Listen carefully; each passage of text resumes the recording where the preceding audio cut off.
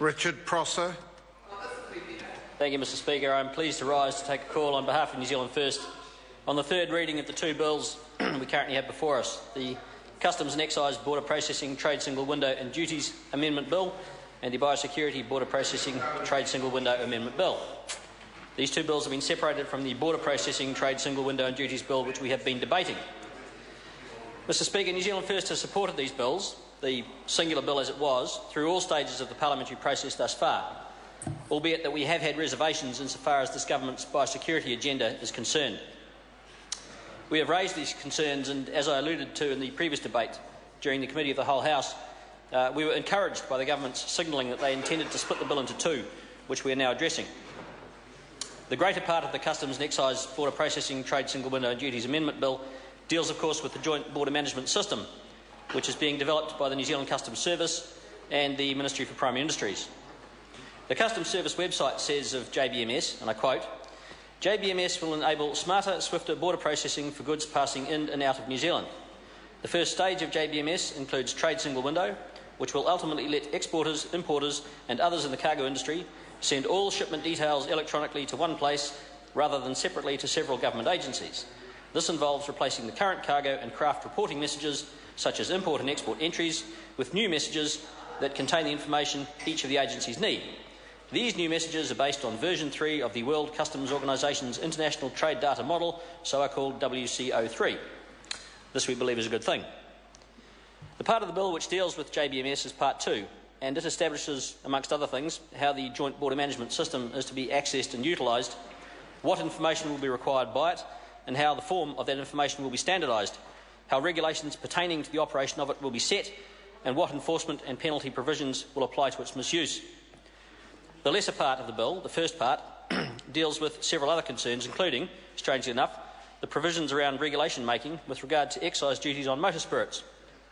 I say strangely, Mr Speaker, because it is unusual, to say the least, for any government, much less this one, to devote the smallest part of any bill to the matter of how much coin the Crown can give itself reason to extract from the already desperately squeezed citizens of this fair country, in this case the ever downtrodden and hopelessly overtaxed motorist.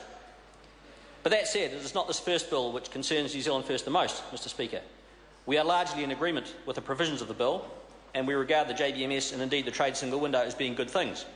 If they work as advertised, they will simplify procedures, speed processes and reduce costs associated with the importation and exportation of goods into and out of New Zealand, and that can be no bad thing. Less bureaucracy is usually better bureaucracy, in our view. Rather, it is the second of the two divided bills which is of greater interest to New Zealand First, and I would posit to the nation as a whole. This second bill, the Biosecurity Border Processing Trade Single Window Amendment Bill, is of greatest importance because it deals with biosecurity, as the title of course suggests.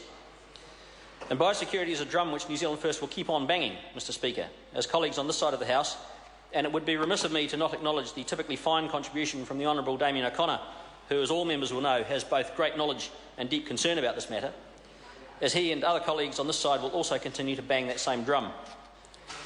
We do this, Mr Speaker, because it is accepted by New Zealand First and other parties on this side that biosecurity is perhaps the single most important issue faced by this country, and it is an issue which the national government does not always appear to appreciate in terms of significance or treat with appropriate priority. 3/4 of New Zealand's economy depends on agriculture, Mr Speaker, and a goodly chunk of the rest relies on tourism, and both those industries depend entirely on the protection of plant and animal species from introduced pests and diseases, bacteria, viruses, bugs and insects, pathogens and contaminants and other nasties which have the potential to take our primary industries out at the knees quicker than you could say foot and mouth. And this national government on occasion, more often than not in fact, appears to approach the issue of biosecurity in a rather cavalier fashion. At times they are blasé and at times fatalistic, and always, it seems to us on this side, always there is consideration given to the dollar outlaid ahead of the importance afforded to the utterly imperative requirement to keep the threats out at all costs. And so we are tentatively encouraged, Mr Speaker, as I said during the committee stage, we are tentatively encouraged that this bill has been divided and that biosecurity has been given some separate regard in a manner which appears to be beyond lip service. We intend to watch developments in this area very closely, Mr Speaker. It is not yet time to remove the biosecurity boot from the government's throat. Fruit flies and mosquitoes and viruses and bacteria don't exist solely in departmental reports and computer models, Mr Speaker. They exist in shipping containers and second-hand tyres, and used construction machinery imported still dirty from other parts of the world with less stringent procedures than our own. And they exist, and they can exist, in the luggage and hand luggage of visitors from overseas who are allowed to waltz across our borders without so much as a by your leave, let alone an X-ray or a sniff from a detector dog, simply because they belong to the frequent flyer program of a foreign airline.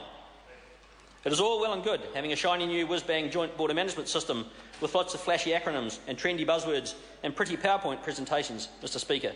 But the real dangers to this country and our economy exist on the ground in real life, where adequate staffing and proper inspections and unrelenting vigilance are still required. And so we greet the new regime, which these two bills will bring, with a measure of guarded optimism. We are, as I say, tentatively encouraged, and we will be watching this space very closely indeed. And so in that light and in closing, Mr Speaker, New Zealand First will support this bill, and we hope and trust that our cautious endorsement of it will not come back to bite the entire nation. Thank you. Maggie Barry. Thank you, Mr Speaker. I rise to speak at the third reading of the Border